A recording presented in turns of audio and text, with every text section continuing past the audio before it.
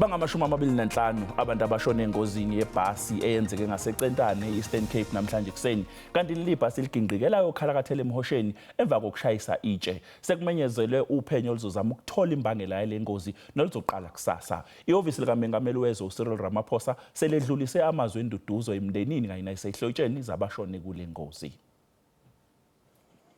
Umphakathi usashaqekile ngemva kwalengozi eyenzeke namhlanje ekuseni. Abagibeli iningi labo ngabantu asebehola impesheni bebesendleleni eya eItolo eCuwa. Obone kwenzeka lengozi uthi leli bhasi lishayise itshe ngaphambi kokuphaphalaza layokhalakathela kulomhosha. Ndithe xa ndiphuma kwanomthandazo endlini yabe ivela le bhasi ingena elityeni kusitsho isithonga kwatyekezeka abantwana ababini abangamantombazana yabe isiyotshona emfuleni ndajika ndawukhwaza abantu kulo nomthandazo ba nathi ibhasi itshona emfuleni. Into esibonileyo sibone nje sive izikhalo zabantwana babe bephuma abantwana bechopha phansi besithi abazazi babasinde njani babe bethathwa itaxi ka3 million.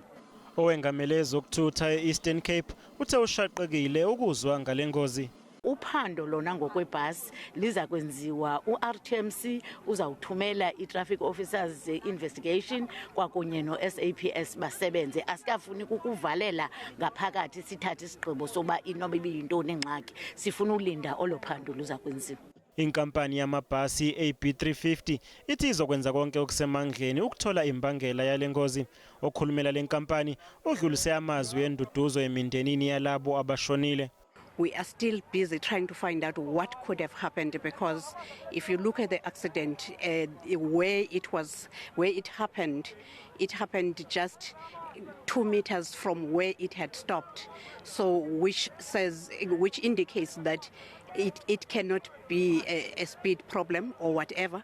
However, we're waiting for the law enforcement agencies to conduct the investigation so that we can comment fully as to what happened.